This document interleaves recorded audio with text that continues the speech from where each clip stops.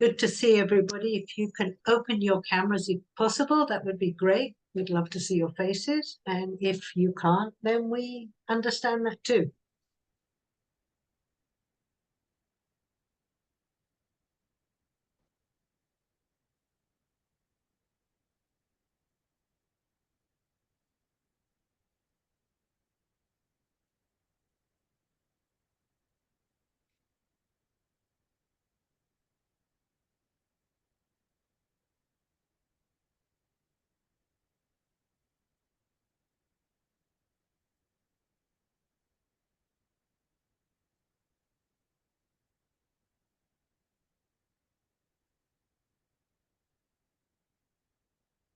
Okay, so to honor those of you who've arrived on time, I'm going to begin.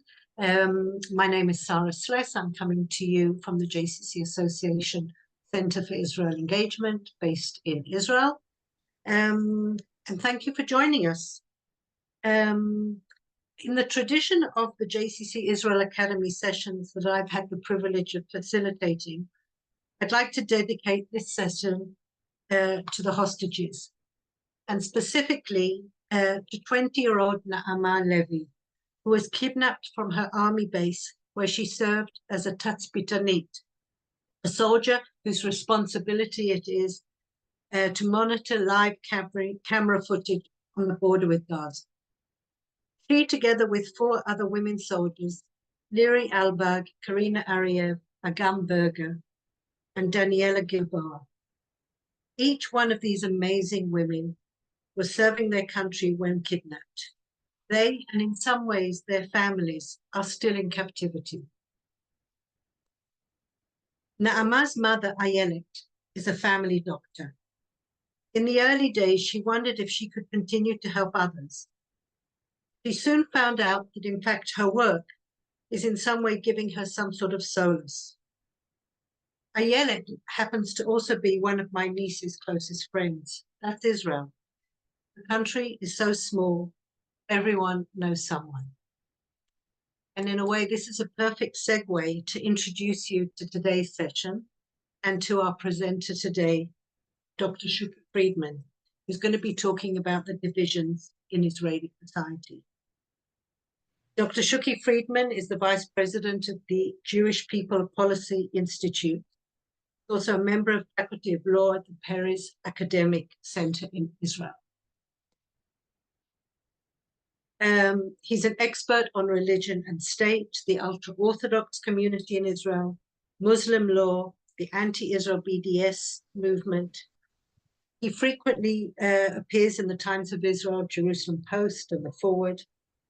And as a keen observer of Israeli society, really there's nobody better to talk about the divisions in Israeli society. I'm just not sure if an hour of our time is going to be really enough to cover all of that. But I trust you, Shuki, to lead us in the way, and thank you for being with us tonight. Thank you, Sarah, and good, 12 o'clock or every time, something like that, right? So thank you for joining us, and thank you, Sarah, for the intro. And I'd like to shortly introduce JPPI, what we are doing, and how relevant it has to your work, might be relevant to your work, and then just delve into the issue of divisions in the society, which we are dealing elaborately. JPPI, Jewish People Policy Institute, basically established about 22 years ago by the Jewish Agency. We are a subsidiary of the Jewish Agency, and we work for the sake of the Jewish people in the state of Israel, writing policies.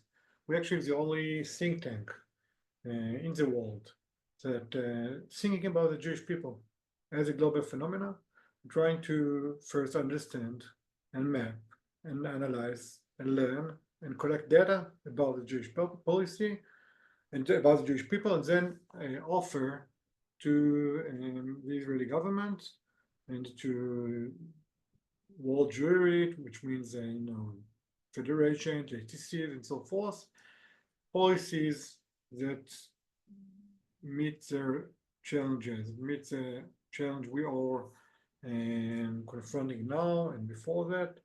So the JPPI might be a source of information for you.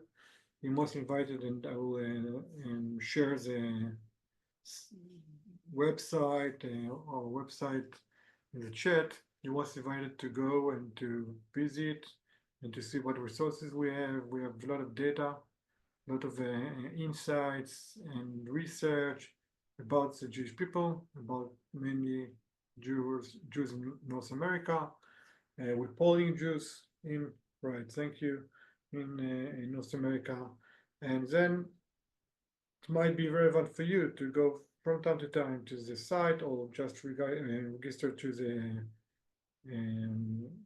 newsletter we have once in 3 weeks or so, to collect op-eds and research analysis and relevant data that might give you along the way insights about Israel, Israeli society, and what happened in Israel in the Jewish world. We have approximately 45 employees, all researchers in different disciplines, and basically we are trying to be relevant for you.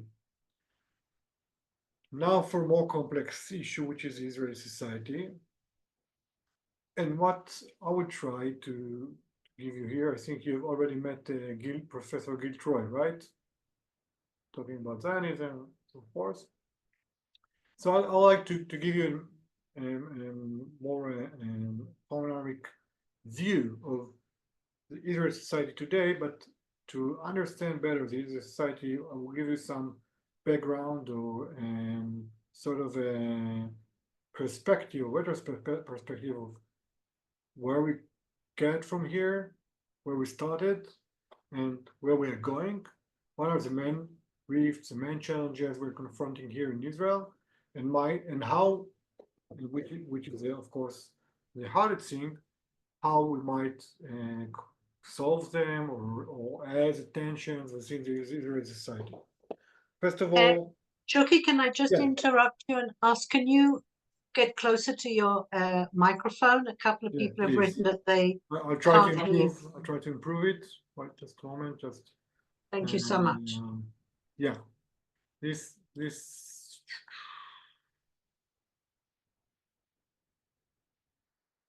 Okay, this should be better. Is it better now? Okay, thank you. So basically, we're nowadays in more than a year in a war.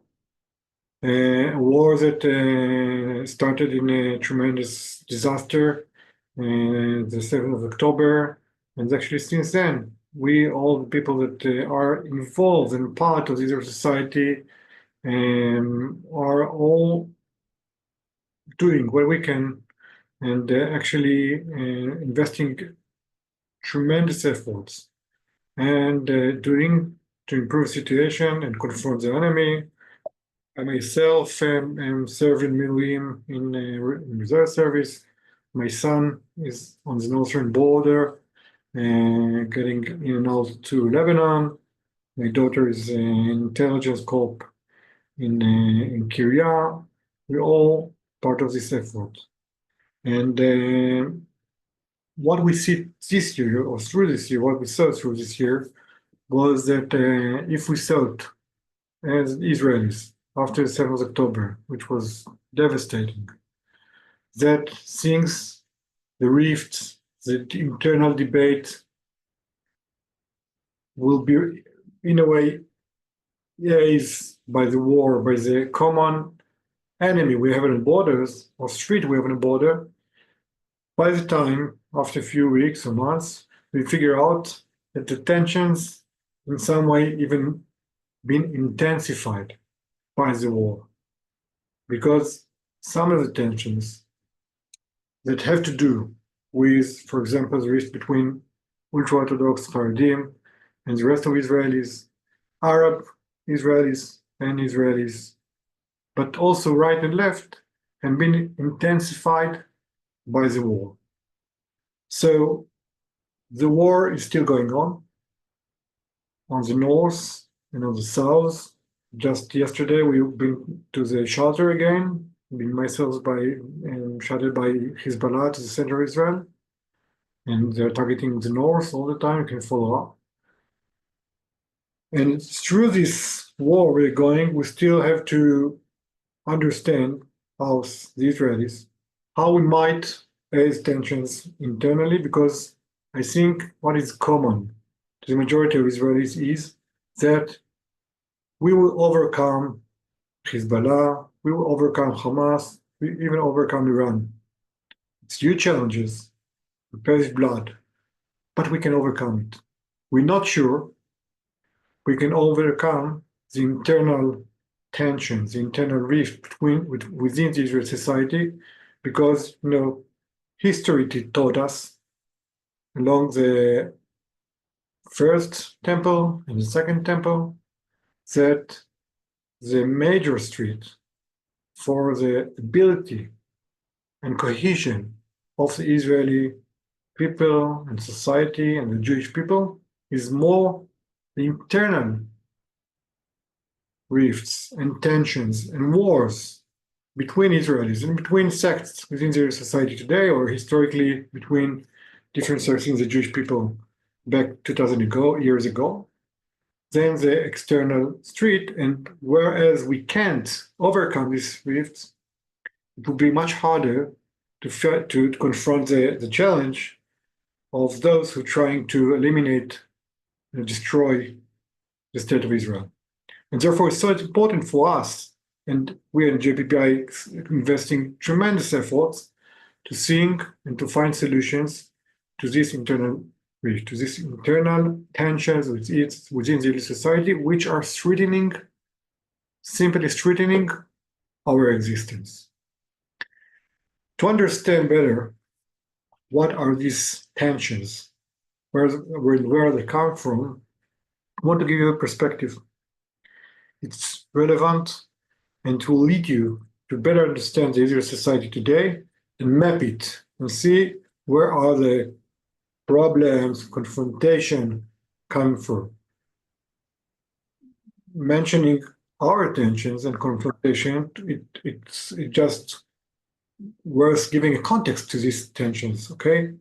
And in this way, in some way, we are very unique, but we're not unique. You just went through a devastating, in a way, election term, and the results also during the American society into parts. And it's true for many other nations as well, because internal rifts within nations today is very common. Here in the US, in Europe, it's not just only Israeli problem or Israeli disease. It's common to unfortunately, many nations, many states around the world. But we, unlike the US, for example, have no margin for mistakes because we are being threatened, and our existence being threatened by external threats. So what are those threats? Where are they coming from? To try to demonstrate that, I want to take you back 125 years ago to the beginning of the Zionist movement. And wouldn't scribe maybe Gil Troy have shared with you some historic perspective on Zionism and the history of Zionism. But in my perspective, what is relevant for here is that in many ways, the rift we are witness today between secular and religious, between Orthodox and the rest of the society, between right and left, between liberals and conservatives, are present in the Zionist movement and the building or rebuilding of the state of Israel from its very beginning. Think of it. You're in the United States, you're not really a nation state, right? You're sort of, in a way, a nation state, but you're a unique phenomenon of a state. The rest of the European countries, nations, which actually brought the Zionist founding fathers to Herzl and his fellows to establish a national Jewish movement was nationalism, the nationalism that came across or string through Europe in the 19th century or 18th and 19th century, and actually brought the people of Europe to become nations, which is quite a modern phenomenon in a way. So the Israelis or the Jews over there and then established or initiated the Zionist movement. And from its very beginning, there have been two efforts of this Zionist, first Zionist.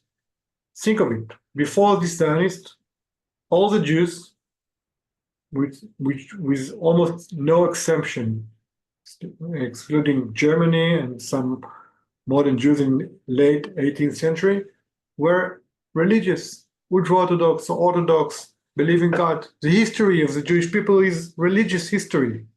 For 2,000 years, the Jewish people was actually built based on communities spread around the globe and concentrate around religious practices and ideas. And then the Zionist movement came as a secular movement and tried to convert Judaism, which then was mainly religion, to become secular national movement.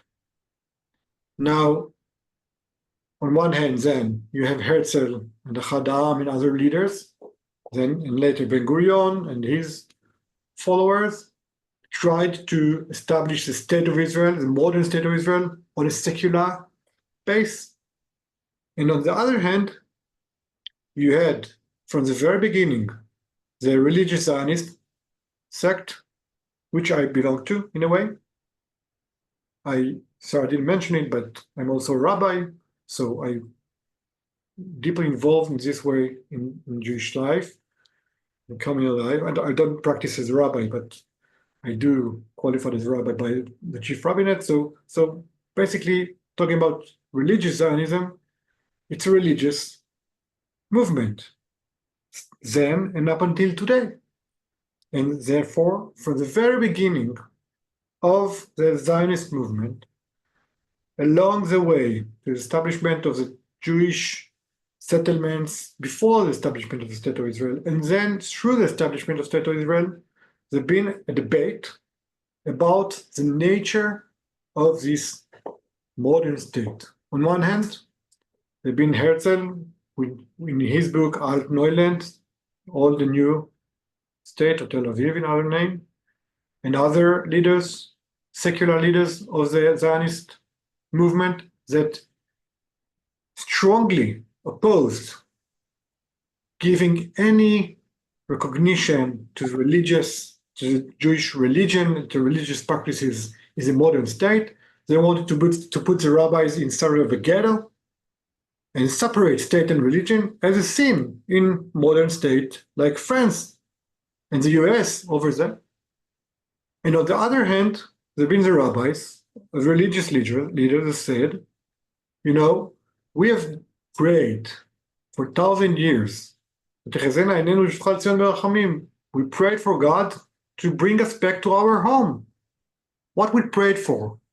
We prayed to reestablish the Jewish state in the territory we have left 2,000 years when we been occupied by the Romans and actually left the diaspora. But the dream was to build a Jewish state, a Jewish by the religious Jewish nature. Therefore, on one hand, you had, from the very beginning, those who saying, we are going to establish a secular, completely secular, separate religion state and build a modern, national, Jewish but national state, nation state. And on the other hand, religious leaders and rabbis saying the state we're going to establish is going to work based on Jewish law, which means based on halakha. And since then, up until today, these movements and ideas and leaders are still confronting between them on what would be the nature of the Jewish state, whether it be completely secular nation state, or it would be, as like Smotrich wanted it to be, and other leaders and rabbis, a religious state, what they call a halachic state, a state based on the halacha, on the Jewish law. And this confrontation, the basic confrontation, have an expression in many ways in our daily life. Another party or sect or stream which is relevant for this is the ultra-Orthodox. The ultra-Orthodox, at the beginning, rejected the Zionism. And when they're joined in this way or another to the establishment of the settlements and the Jewish yeshuv, the Jewish communal life before the establishment of the State of Israel, they demanded the rest of the Jews, the rest of the settlers over there, to give them autonomy on their life. And more than that, they had the ambition to have an influence on the public sphere and laws and politics of this Jewish state. So we have three major streams, ideological streams, but also practical streams, trying to reshape the new Jewish state then and still up until today, according to their vision.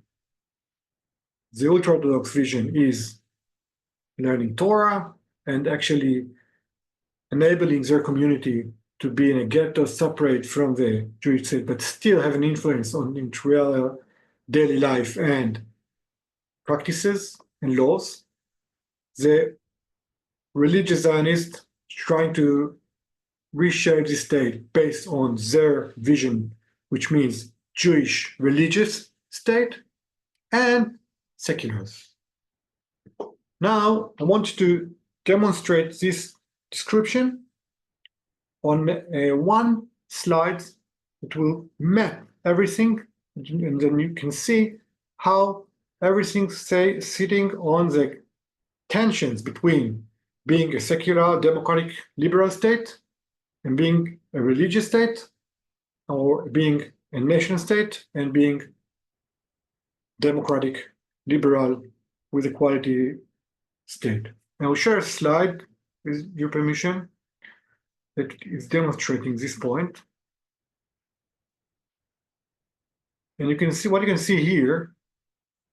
Can you see a slide with this axis? Can you make it in presentation mode so it's a little bigger? Yeah, perfect. That's great. Okay. My problem is that I don't see it. Okay, anyway, can you see all the slide? There is some, okay. Wait, just want to take over.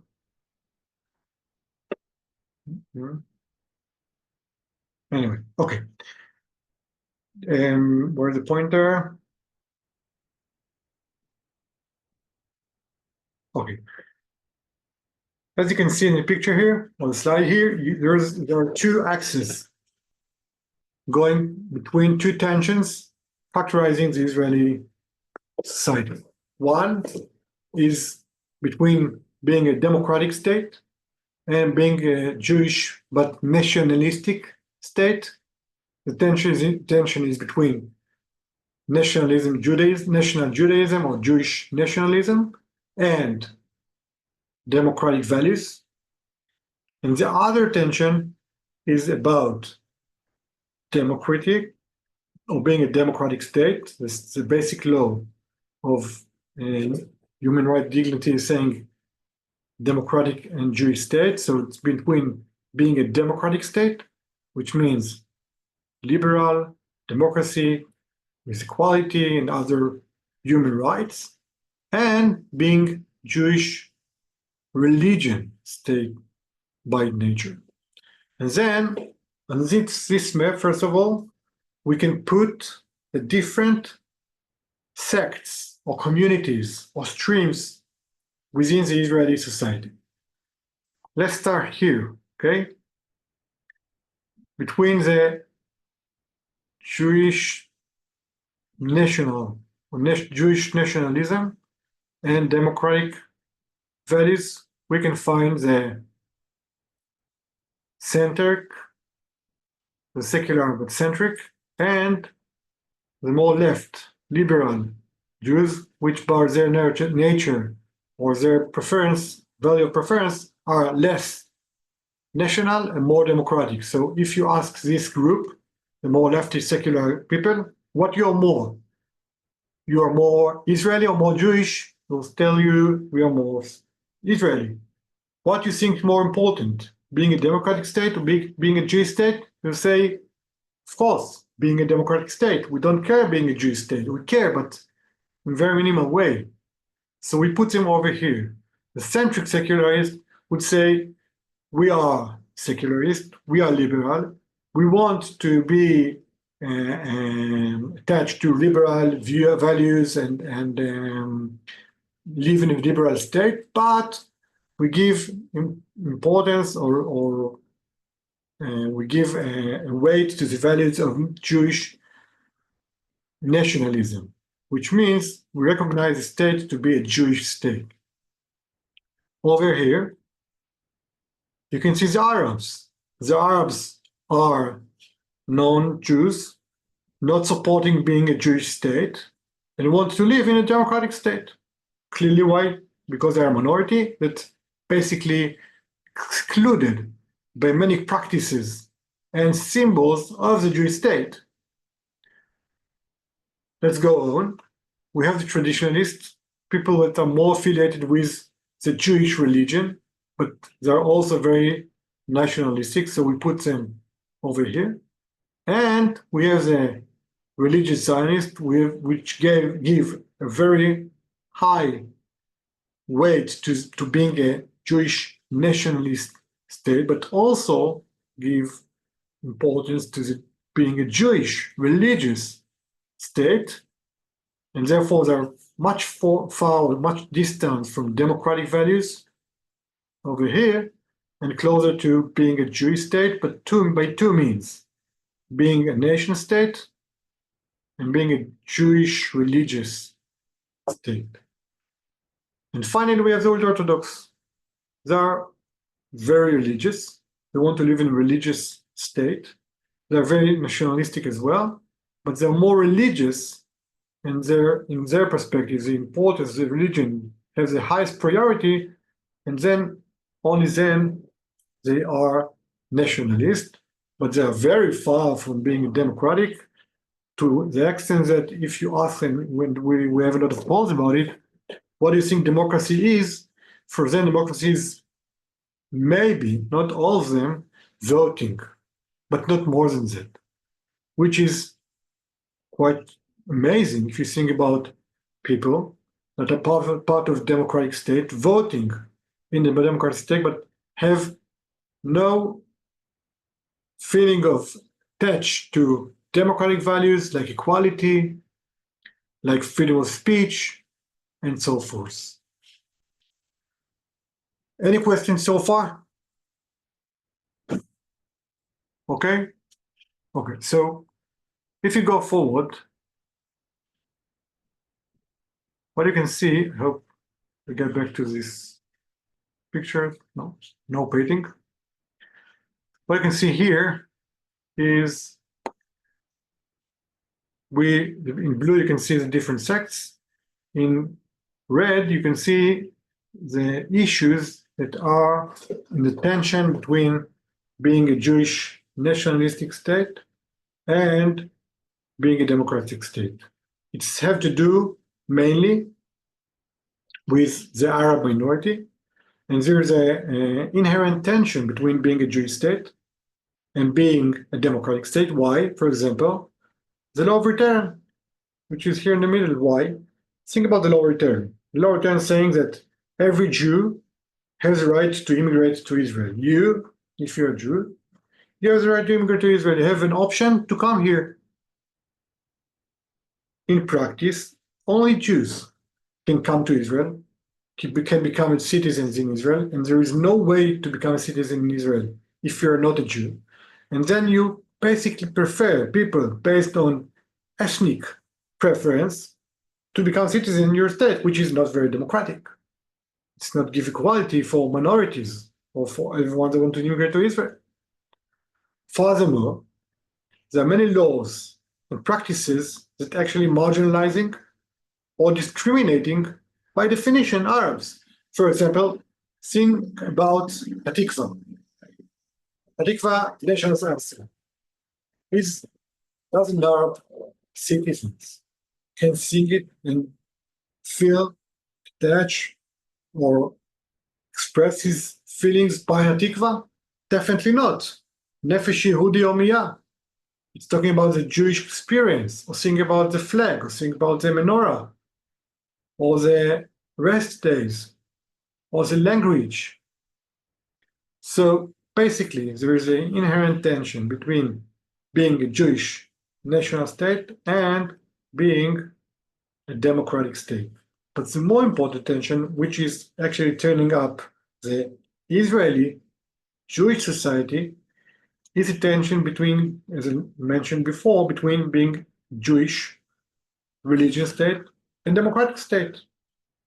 And all the issues you see in green here are some cases or issues where there is a huge debate for many years, actually before the establishment of State of Israel and since then, about what is to be a Jewish state and what would be the nature of the public sphere, of practices in different fields, and so forth. For example, in my perspective, the most crazy example for what is a Jewish state is a personal status issue.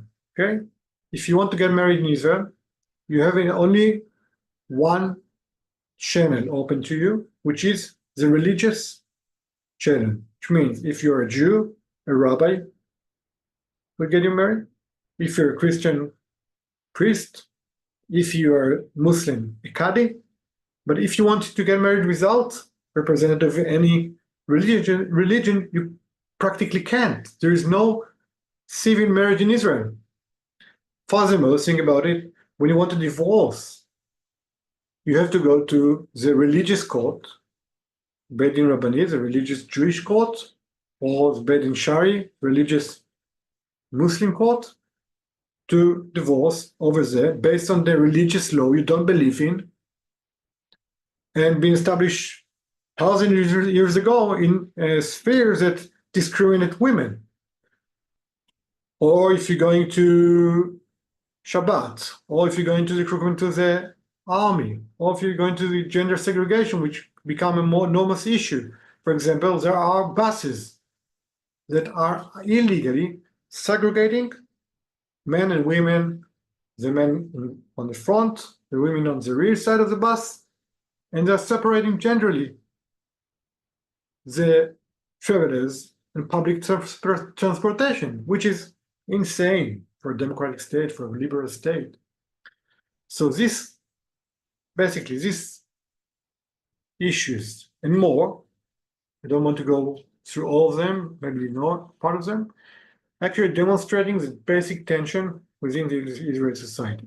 Now, if we're going to mapping the Israeli society not on just the axis of religious and nationalism and liberal values, you can see also the political tendency on one slide, one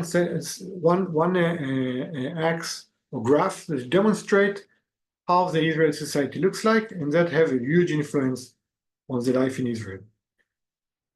Jumping to another slide. Can you see the slide here with the internal threat facing Israel?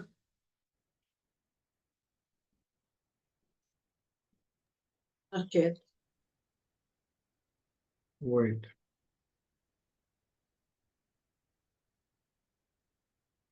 This slide. Sorry, can you see it? Yeah, perfect. So what is it about? Basically, how do you know to recognize a person from Israel by his tendency to right, left, liberalism, religion, and so forth? It's very simple. To the extent you are more liberal, you're a leftist. To the extent you are religious, you are or conservative, you are in the right wing, and that's how the Israeli society go through this X from liberal, lefty, secular to the left, to center secular traditionalists, which are people that are Masorti, traditionalists, but not very religion, to more religious people, and then to right Orthodox and ultra-Orthodox.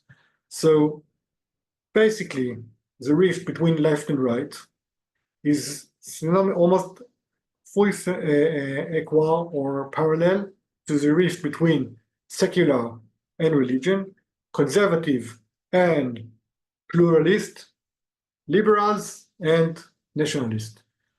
If you're more secular, you're less nationalist.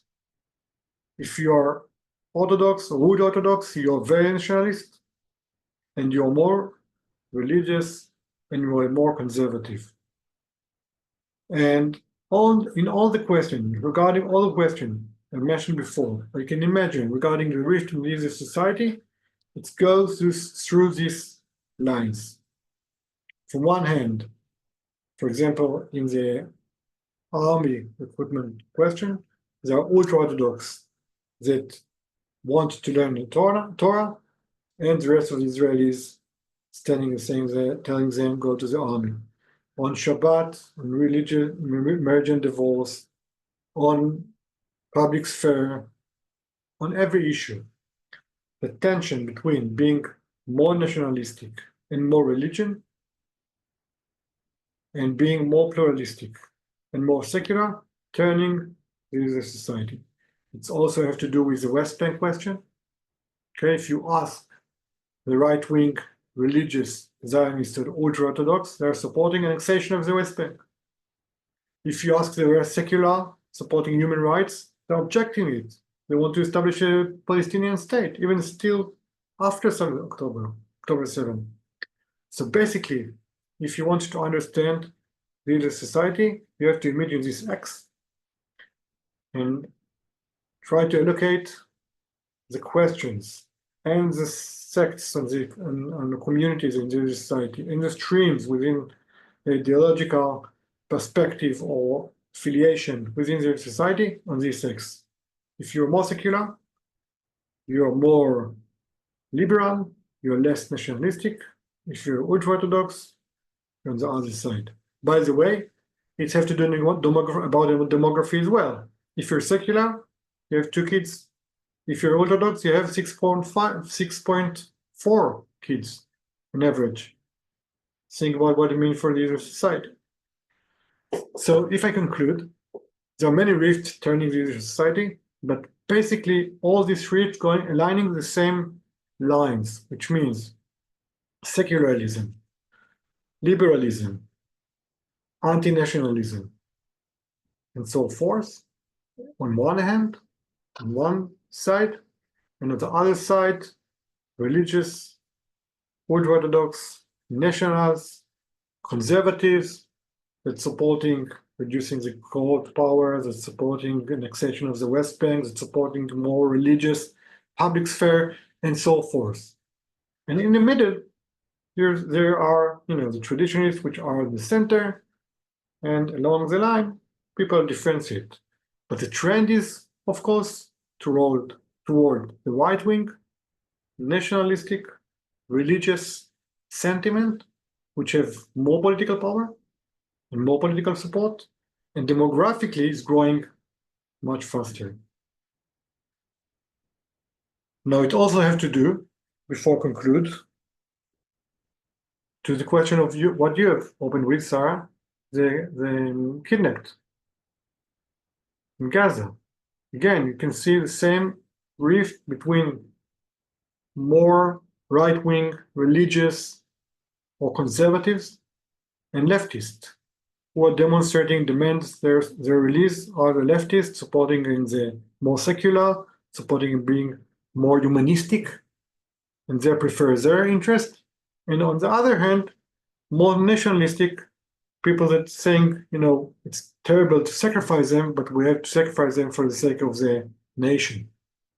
So it's the same, on the same line, turning the Israeli society apart on the same aligning ideological streams and ideas that are going back to the beginning of the Zionist movement and still present in our life in turning Israel society to parts. So that's it from my side. If you have any questions, remarks, or comments, with pleasure. Nina, Nina. unmute yourself. Yes, I have a question regarding I don't really understand why there is not the ability to have both a secular and a religious court system. It seems to me that that would be like an obvious fix, is that you have this, the Sanhedrin. It's not really a Sanhedrin, but you know what I mean? Like, for your more religious and traditional folks that want to ascribe to Jewish law, and then you have secular ones for the more secular folks. I feel like this would be just an easy fix, and I don't really understand why that's not going to happen. Okay. Great question. First of all, personally, I'm supporting it and pushing to this direction for years. Now, why not? Why does it work?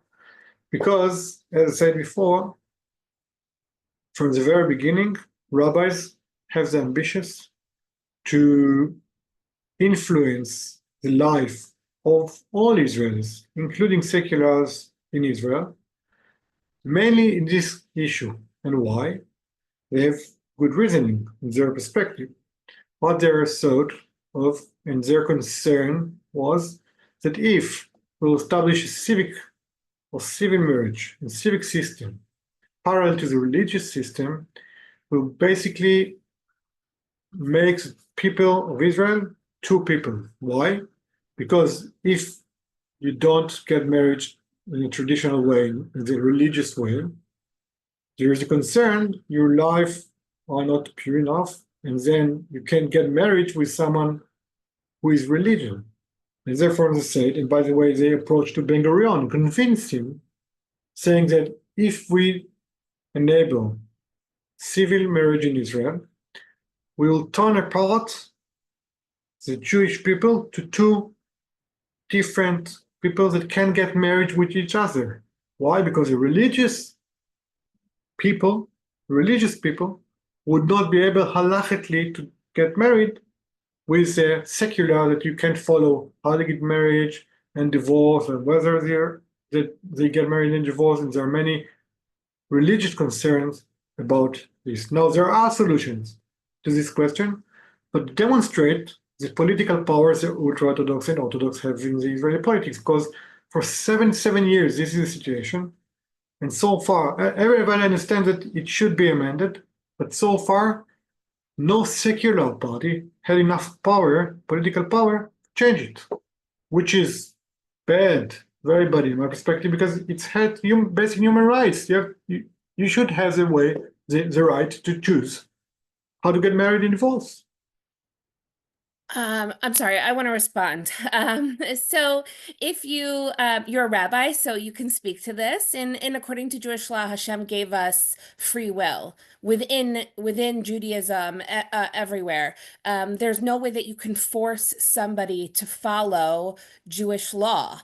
They have their choice, and they can make that decision. And by and large, the way that it's set up right now is it's it's not in line with like Jewish thinking. You know, Jewish thinking is Beit Hillel, Beit Shammai. You always have two opinions. You're never going to be able to force someone to do what you want, and all it does is make us look in a bad light, and it forces these societal rifts and this sinat chinim, which is why, as you mentioned, the first and second temple, we lost it. So the only way forward is to create an opportunity of where you're educating people, but not shoving it down their throat. So again, I agree. Okay. But I'll try to explain with their perspective. Based on religious perspective, not my religious perspective, but many other rabbis, you don't ask a Jew if you want to obey halacha or not. You have to force him. If you have the power to force him, you force him. Okay? Now, for example, for years, majority of Jews, secular Jews, getting married through the Rabbanut, chief rabbinate, in a religious ceremony. Part of them are feeling more comfortable with it, others are not, but they have no alternative. So they're doing it, being coerced by the religious political power to do something they don't believe in. So, in my perspective, again, it's a very bad situation. Coercing someone to follow practice that he doesn't believe in because he's an atheist or whatever is not a very Jewish thing to do. But they think differently. And they have the political power to maintain a situation this way. Okay, thank you so much. And I know that the 7,000 that went out for the Haredi to come and do their service. What about what's the perspective about cutting funding for them in order to force them to sign up and respond? It's the army. Yeah. Again, it's a matter of political power. I just been before this meeting to the Knesset, trying to convince different members of the Knesset not to support the government and the laws they're promoting, which is basically giving the exemption from drafting to the majority of ultra-Orthodox. Now it's again political power. If they have support, the ultra-Orthodox, they will do it. If they don't have support, they will have to go to the army sometime because there are ways to force them to do it. But you need the political power. And unfortunately, in my perspective, this government rely on the ultra-Orthodox and they veto everything they don't agree with.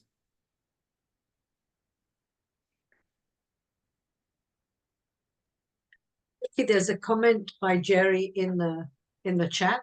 Oh, okay. Gary or Jerry? Hi.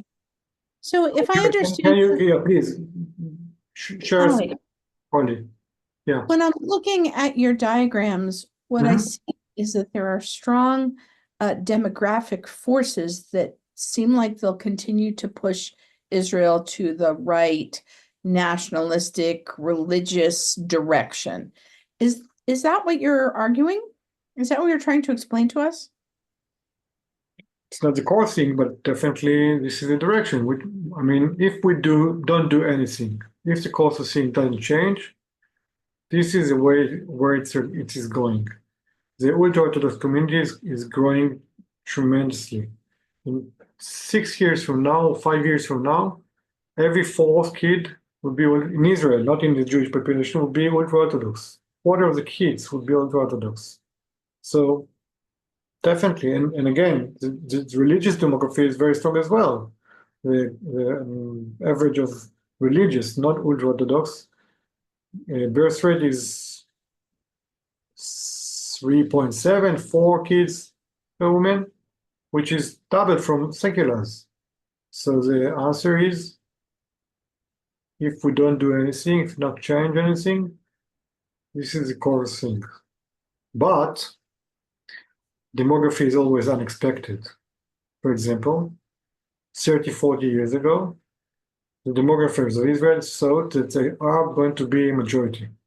In some years, what happened in practice was that the birth rate within our community dropped dramatically from 5 point something to 3. So you can never know. Thank you. Any further questions, guys? Okay. Sarah, want to conclude? Actually, I have a question, if I Yeah, may. okay. So first of all, a clarification just for Penina and for everybody. Just to about the religious courts and so I have 3 sons, 2 of whom married under the chuppah in a religious ceremony, but not run by a rabbi. And that's a growing trend. I don't know statistically, but it's a growing trend in Israel of both religious, secular, and traditional people who don't want to get married through the rabbanut, through the rabbi's courts. What are the implications if, unfortunately, they may decide to divorce, etc.? It's still open to be seen, and maybe Chucky can address that. But I think that, and they're recognized in law. And then what they do is they get married abroad or through the Justice of the Peace in Utah, where they can have a Zoom wedding, which is in fact makes it a legal status here in Israel, whereas the marriage under the chuppah was not a status. So my question is to you, Shuki, is to try and give me some optimism. You said at the very beginning that the threat of internal discourse and the internal strife was a real existential problem, and that we can't afford to have that as to destroy us because of the enemies from without. So what makes you get up in the morning and do what you do? First of all, it's a good question. I'm trying to produce hope. This is my work. And the hope is that I think the majority of the Israelis today understand the challenges. For example, the challenge of the ultra-Orthodox community integration, or the challenge of internal rift, and now much more involved in trying to solve these problems. Now, it's not easy, and there's no easy solutions, but the awareness to the fact that if we're torn ourselves within inside and kill each other with words to death, and can't cooperate on anything, there's no way to survive over here. And the awareness and the understanding of the majority of Israelis that we have to calm down, try to engage, and to talk and to agree and to assemble agreements, political agreements and ideological agreements or settlements, and give it hope that we will find this way to live together.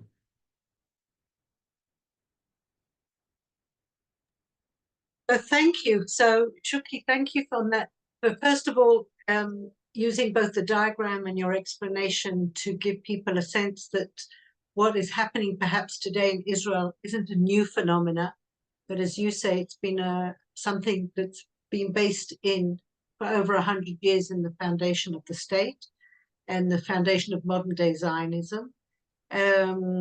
I think we need more people like you fighting on the battlefields of the courts and of the Knesset to make sure that we remain a democratic state.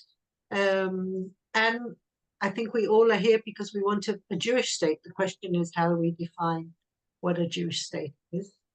I know for me, as somebody who made Aliyah, who came to live in Israel, it's very worrying to see where Israel is today. And I think the only way to cope with it is to actually be active and participate in the public discourse. Definitely.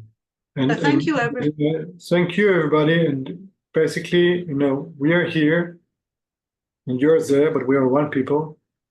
And we are looking to you for support and cooperation and conversation, which is important to us all the time. That's what we are doing Jewish People Policy. And it's important to us now in time of crisis and challenges. So thank you for coming and learning and talking, and be well. Hopefully for peaceful days to come. Thank you. And a you very reminder much. that next Tuesday, Gil Troy will be back. He's talking about the Zionist Jiu-Jitsu, which is about Zionist renewal after October the 7th. And I think it will be a fascinating continuation from his presentation last week and today's presentation. And I will be sending out the recording and a reminder for next week's session. And Chucky, if we can have those graphics, then I will send those out too. Thank you very much. Thank you. Have a good rest of your days.